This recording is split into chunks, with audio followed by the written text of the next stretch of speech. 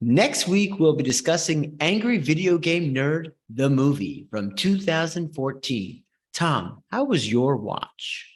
So to speak kindly of this film, I think that James Rolfe, the creator of this, the creator of the web series that spawned this, captures well in this movie both the element of nerddom and the element of fandom. What I mean by that is nerddom is an extreme investment in something.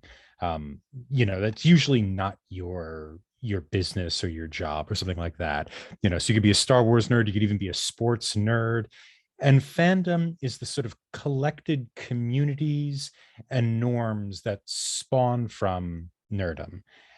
And to speak complimentary of this film, I think this movie gets fandom. And there's even a sort of meta level where Rolf creates his own sort of fandom, right? He is this nerd for these video games, and the fact that he's kind of a node for these fan groups, he ends up becoming a person who has fans himself. And I think the movie captures that. In terms of the quality of the film, well, we have a whole show to go over that. And so I suppose we will. How about you, Brian? How was your first watch? My first watch, I would have to say, was a few years ago, but at that time I didn't actually complete the movie. It was on a streaming platform at that time, which when I went back to look at it, it looked like it was unavailable, at least currently. But I really enjoyed it for not on a deep level by any means. As somebody who watched a number of those angry video game nerds, YouTube videos way back in the day, and it's watched every once in a while over the years. It was cool to see how he kind of turned his franchise into a movie with developing a lot of different characters, which you never would have seen in any sort of YouTube video of it. I was, not that I have a background in movie and production and everything, but I thought it was actually pretty good production for the budget that it looked like it was stated for the flick. I could definitely watch it a number of times in the right state of mind. So, and it might become one of those movies where that is the case. But, how about you, KJ? What's your thoughts on it? Yeah, so I think growing up, right, we all had access to an NES, to a Nintendo Entertainment System, one way or another, a cousin, our house, a neighbor, right? And we played all these old games.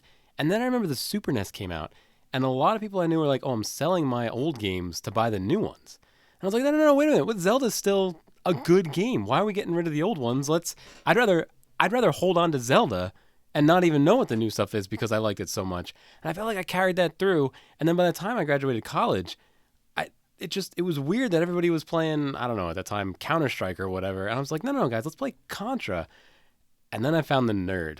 And I just felt like things were right in the world again. Like, here's a guy who's enjoying these old games. I mean, he's complaining about them or whatever. But obviously, his passion and his love for them comes through in his video. The nerd. And then at the same time, there was Doug Walker, the nostalgia critic, Lindsay Ellis, Spoonie the Bard. Right, there was these other kind of startup reviewer guys, like playing on our nostalgia, right? That's all over the place now, but back then I don't know if it felt new, but we were young enough that it was kind of new. But I loved it. So me and a few of my buddies, we went to the Phoenixville Theater in Pennsylvania to see the debut. What's the word I'm looking for there? The premiere. To see Premiere. the premiere. To see the premiere of the Angry Video Game Nerd movie with a bunch of nerds, which it was a lot of fun. It was really fun. And actually, a year or so before that, James Rolfe had put the trailer in the theater, in the Phoenixville Theater. So I really enjoyed all this. Audience, if you can get your hands on the movie, check it out. Go in with no expectations. It's something like Wayne's World meets sci-fi meets horror. Just enjoy it. How about you, Nick? I don't even know where to start on this film. This would have been my second watch. I saw it not with KJ in the theater, although that sounds like it would have been a blast. But shortly thereafter, somehow I got a copy. I don't even know if KJ, I don't know if you had, I just somehow got a copy of it and I saw it. And I also was vested in his YouTube channel and I loved my NES. It's still my favorite system that ever existed. Usually if I pick a system, it's a dud from that point on, which seems to be holding true. But I love it. Now, one of the things that I'd say about this film that I really enjoy is I feel it's very self-aware.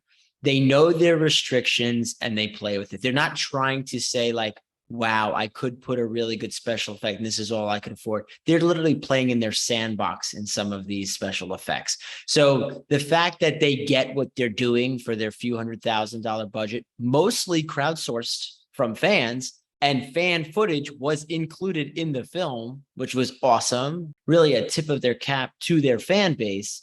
It was great. And if you were in it, even tangentially through being a fan of their YouTube channel, you got it. I think if you weren't part of that phenomenon or didn't have familiarity, it may not be as enjoyable. You may not get this low budget film for what it truly is meant to be and how ridiculous it is. You might just say, hey, this is some B movie, whatever. But if you had any connection to the source, then you're in for a good time. And again, it doesn't take itself too seriously. It doesn't take itself seriously at all, but it's still a loose enough plot to make me watch the whole thing. And I did enjoy it even on my rewatch.